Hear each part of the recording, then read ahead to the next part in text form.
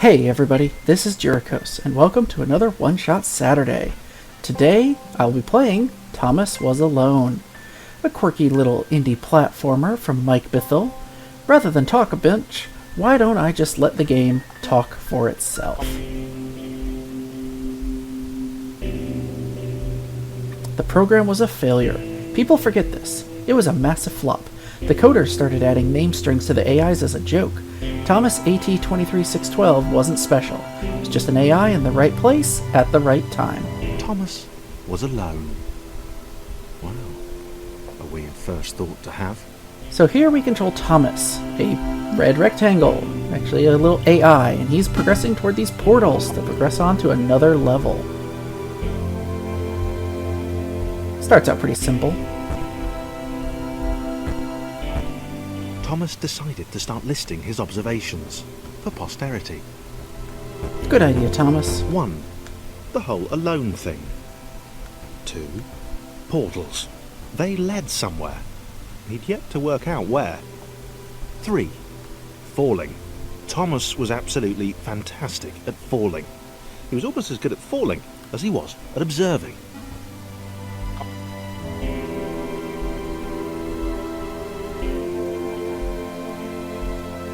Okay, interesting.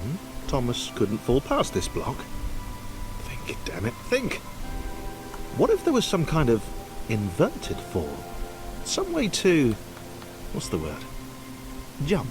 There is a jump button. It worked! Thomas had solved the great inverted fall mystery. But before we progress on, you'll see this little square. Grab it for an achievement.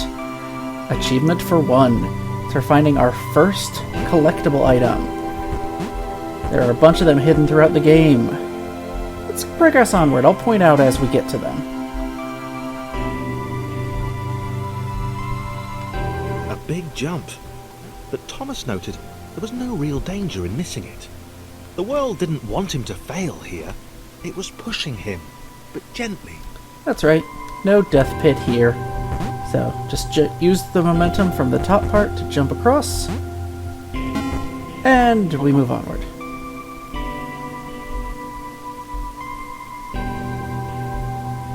And we got another collectible. Seemed a little dangerous. The world was not to be trusted. Let's just collect it. But if you fall in the water, you die. But first we get the achievement, gamification. Yeah, I know I talked over him, but that's because when we die, we respawn and we hear it again. This all seemed a little dangerous. The world was not to be trusted. It was unstable, and it seemed to Thomas that it could let him down at any moment. So don't fall in the water. Suspect it might even be doing so on purpose. Paranoia.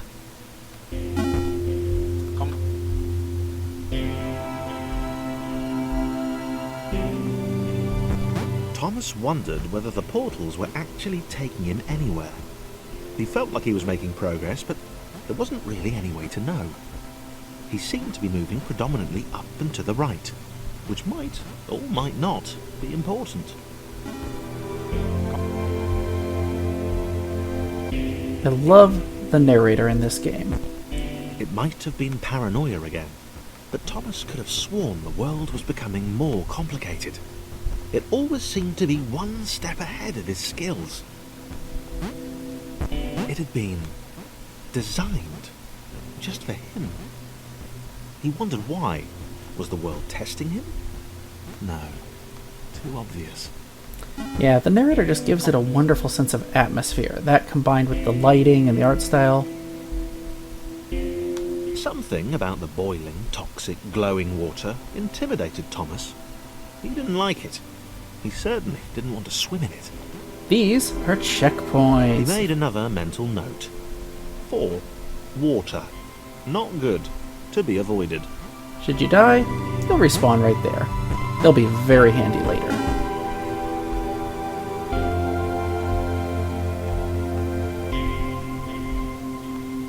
The loneliness was getting to Thomas. No amount of observation or obsessive note-taking could combat that. Oops, I fell there. This stage is the first time you really see the light having fun. And I think it gives it just as I said, a wonderful atmosphere and ambiance here. Gives you the feeling there's a whole lot of depth to these stages.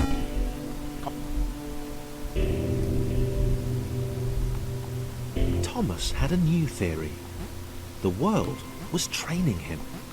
He could feel himself getting smarter. There was the mental list to consider. Over the minutes and seconds since his spontaneous generation, he'd become a pretty skilled jumper. He was evolving. He just wished he had someone to share it with.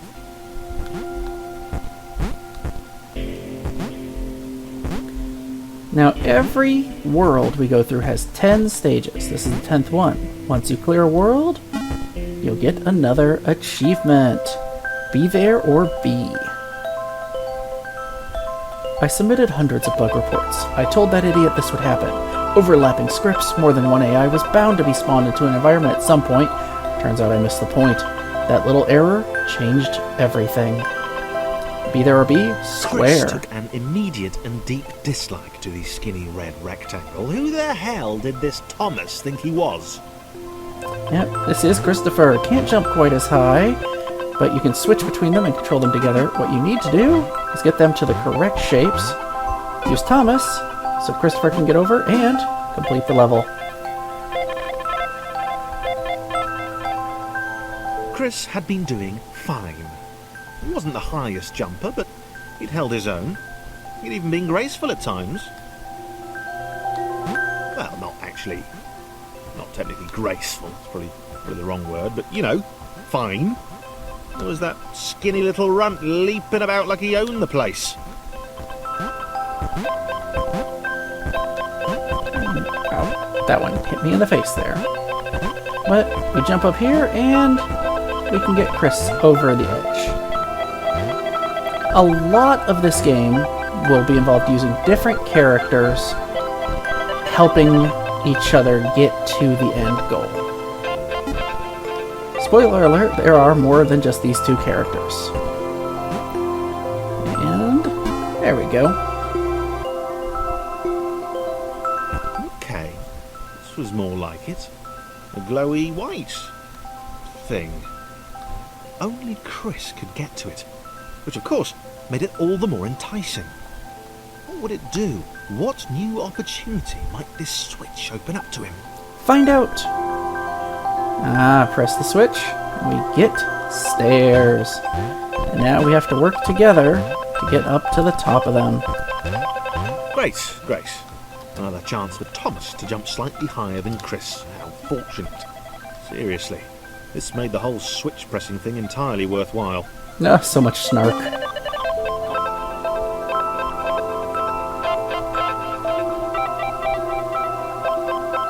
Was this good? Because on the surface, it did not seem good. Chris was pretty scared. Little Red seemed fine, happy to be on his merry little adventure. Hit that Chris switch couldn't and it shake opens the up. feeling that things had taken a significant turn for the worse since Thomas had joined him. Sure, he'd been able to piggyback his way to ever so slightly higher platforms, but where had that got him? Well, to ever so slightly higher platforms, which was sort of his point. The writing in this game is just spot on. And what stage are we on now? 1-5. Chris stared at Thomas with pure hatred. He seemed so very happy at their situation. Friends together, a brave fellowship of quadrilaterals on a quest for greatness. That would be fine. But it was all the obvious observation that Thomas was doing which grated. Every time they saw something vaguely new, Chris would hear a satisfied little from the vaulting idiot. He hoped the next portal would split them up, if only for a few levels.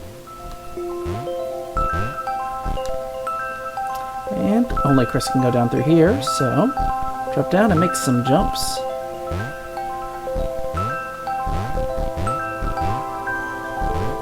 A little bit of tricky platforming there, not too bad though. However, spot for Thomas. Thomas has got to go up and over. Or as he said, up and to the right. This. There we go. Not too bad. And wait for it to get a little closer. Yay! We made it. And a new character. John knew. He knew that this was his chance. A moment to shine. This was game day.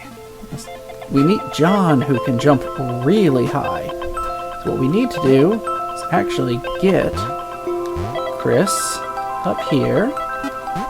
Then move a little to the left. There we go. This would not do. John needed room to show off his exceptional skills. As it was, he was trapped on the wrong side of these little dot things. So we have to get John down on the spot there. Where did they come from, anyway? So we can get Chris and Thomas over to their portals. Again, starts out fairly easy. It will get much more complicated later, I assure you. Now we get a true test of John's jumping. John inhaled the air of the open space, and it smelled of awesome. Time to flex those muscles, to put his training to use, time to show those little dots how it was done. Like this. John decided to press the switch to let the little dots catch up with him. John cared for his new allies. Oh, John's so nice. You could tell from the sympathetic expression he practiced in the mirror all these years. And with that switch press, we have more platforms to get by. And we can piggyback jump all the way up top.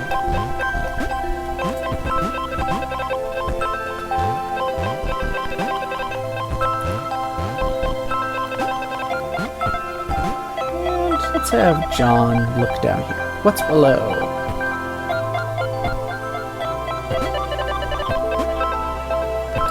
Oh, first of all, we have something to collect, but we need to bring our characters down below to get up high enough.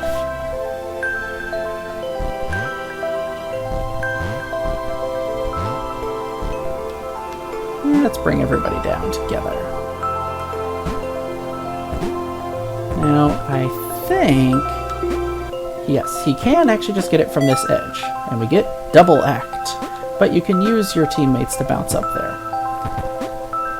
First thing we need to do is help Christopher over the edge. Can you jump high enough here? Yes, he can. And you are actually not tall enough to get over. Let's bring John down. There we go. Thomas, John, and Christopher.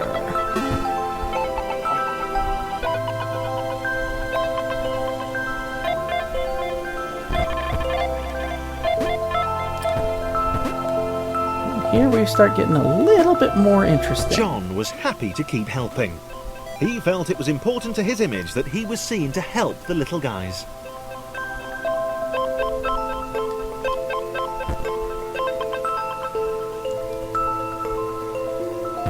And bounce on up.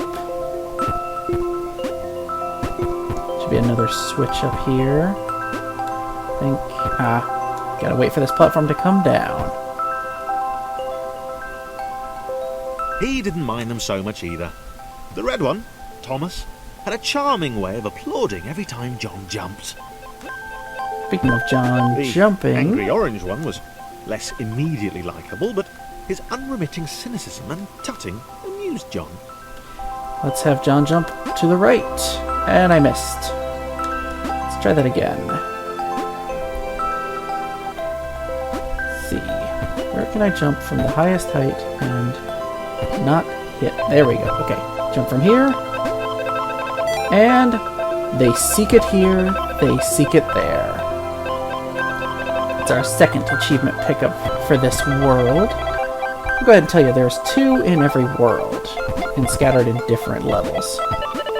Now, and I just realized, here I am, bringing John all the way up here, and I forgot he's actually needed to get these guys up top. See? There we go. Gotta have everybody work together. And bring John along.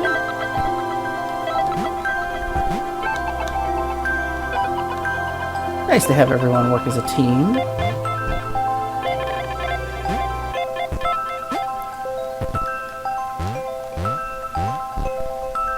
we go. And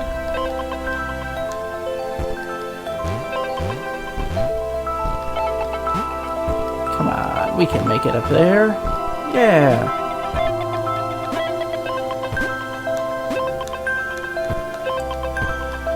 Let's bring Chris up there. Chris is the one we really gotta get up there, because he does not jump that high. Oh, I missed.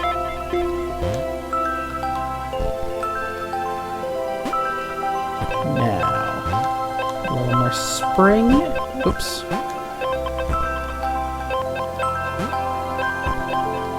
Let's try this again.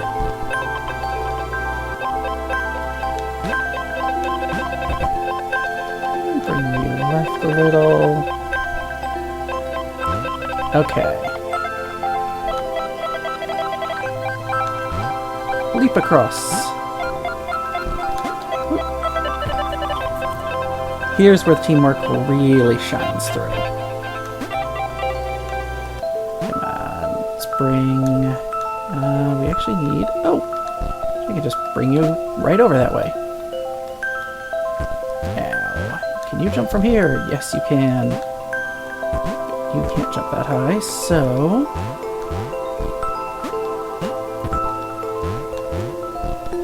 Now we're going to need all three of them. Start with you. There we go. I think it's enough to get him up there. You're going to need to come down for Thomas. Okay. And with that, we finally beat this level.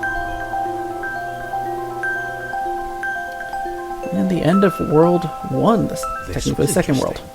A floating target. This would require coordination, balance, and timing. Yep, we have to get Thomas up there. John was sure the dots would be lost, but he was happy to guide them to triumph.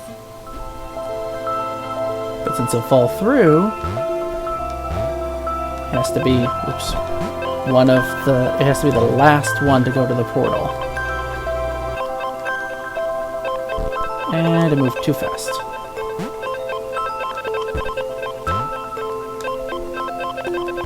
One of the keys here is not to go too quickly, because you need to use them to transport from one platform to the next. Gotta get Chris all the way to the right. There we go. Maybe that's what the dots were for. They were there to extend John's reach, to make his performance even more impressive. Yes. John liked the thought. He decided to keep them. That's right. They're here just to make you better. So, see here, we fall through. Nothing happens. What we need to do, now that Chris is on his spot, and John's on his spot, we drop through here to finish up World 1. The Hero Thomas Needs achievement. The initial group possessed simple variations in size and strength. More complex configurations were inevitable. As the era spread, these variations became increasingly extreme. So, this was how Claire would die. She knew it would happen eventually. She was rubbish at jumping, and she moved slowly. She felt a little like her continued existence was breaking some kind of natural order. The crumbling pillar was a dramatic death, she supposed. Wait, what? Claire couldn't shake the feeling that she was not, in fact, dead. It was at that moment that Claire realised she had superpowers. Indeed she does. And with that, we finish up to the first stage of the third world. And I think that's where I'm going to leave it. We've met 4 of our AIs, and as you can see, Claire can apparently float in water. Lots more interesting to come. However, I'm going to leave it there. I suggest really, really heartily recommend you pick up this game. It is a lot of fun. The narrator's quirky. The story is actually very interesting. It's kind of heartening. I highly recommend it, and the music is wonderful. So that's my little mini review of it. I'll leave it here. If you have any recommendations for other games I can play for One Shot Saturdays, whether they are new games, old, good or bad, I'm open to anything. Leave them in the comments or let me know some other way. And if you like this video, please click like and subscribe. And I'll see you guys next time.